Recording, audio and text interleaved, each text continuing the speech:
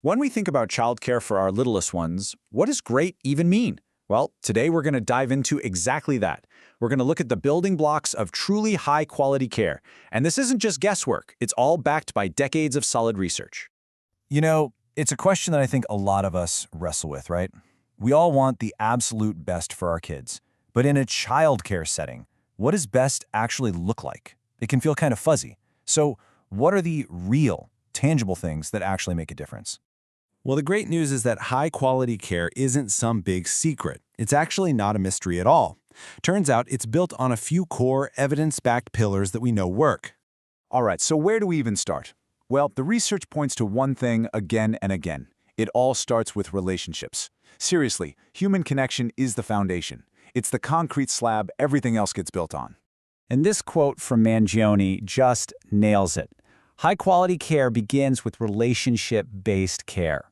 It's not a nice-to-have. It's the starting line. It's the essential ingredient, for sure. Okay, so let's talk about the first major pillar that brings this idea to life. It's called primary caregiving, and it's all about the power of that one-on-one personal connection. So, what does that actually mean? Basically, it means every kid has their person in the classroom. One main caregiver who really gets to know them, tunes into their specific needs, their little quirks, and who also builds that super important relationship with the family. Now, this is a really important point to clear up because it can be misunderstood.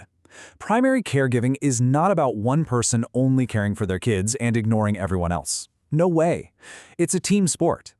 Think of the primary caregiver as the point person for a small group of kids, but the whole team knows and supports all the children.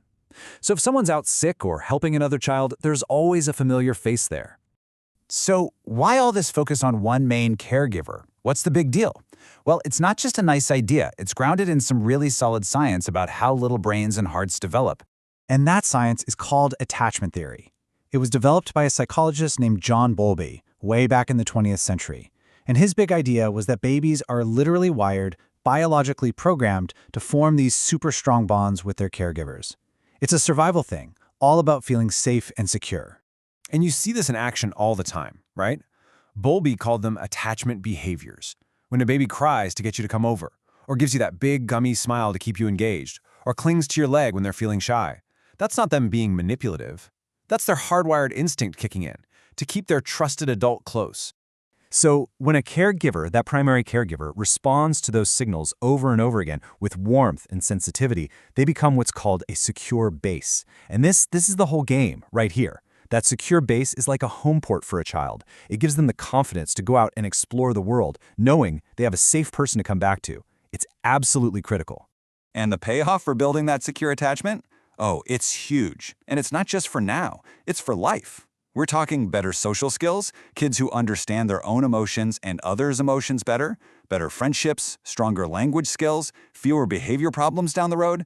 It even has a positive impact on how their brain develops. I mean, the stakes really couldn't be higher. But here's the thing. That amazing, powerful relationship, it can't just happen anywhere. It needs the right conditions to grow. And that brings us to our second big pillar, the environment. Specifically, we need to talk about group sizes and ratios. So, what you're looking at here are the numbers that experts say are basically the gold standard. For the tiniest babies, up to 8 months, you really want a group size of no more than 6, with 1 adult for every 3 infants. And you can see as they get older, the group can get a little bigger, but that ratio, the number of kids per adult, stays really, really low. So that's the ideal. That's the goal we're shooting for. But what's the reality out there? How many places are actually hitting these numbers? Well, the data is pretty sobering. Let's just take kids who are a year and a half old. Only about 25% of programs actually meet that recommended group size. Let that sink in. That means 3/4 of them don't. And for ratios, it gets even worse. For that same age group, only 20%, that's just 1 in 5 programs, meet the standard. So there's this huge gap between what we know is best practice and what's actually happening on the ground. And why do we care so much about these numbers? Because it's not arbitrary. The research is crystal clear. Smaller groups and lower ratios directly lead to better outcomes. We see warmer, more responsive interactions between adults and kids. We see better language development, more creative play, and way fewer behavior challenges. The environment literally makes or breaks the quality of care. All right, So let's put this all together. We've got our two big pillars, having that special primary caregiver and having the right environment with small groups. But the key thing to get here is that these aren't two separate checklist items. They're totally connected. They're a system. Think about it this way. A super talented, dedicated caregiver is like a world-class chef. But if you stick that chef in a chaotic, overcrowded kitchen with too many orders coming in at once, they just can't cook a great meal. It's the same here. A primary caregiver can't be effective if the room is chaotic and there are too many kids. The environment has to be right for the relationship to flourish. And this is how it all connects, like a chain reaction. Step 1, you create a calm, manageable environment with small groups and low ratios. Step 2, that calm space lets the primary caregiver be truly present and responsive to each child. Step 3, that consistent, responsive care builds that all-important secure attachment. And finally, step 4, that secure attachment is the launchpad that lets a child feel safe enough to learn, explore, and really, truly thrive. See how it all flows together? So the science on this is pretty darn clear. We know what our youngest kids need to get the best possible start. The recipe for high-quality care isn't a secret.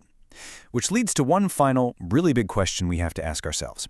If we know so clearly what works, why is it still so hard to find?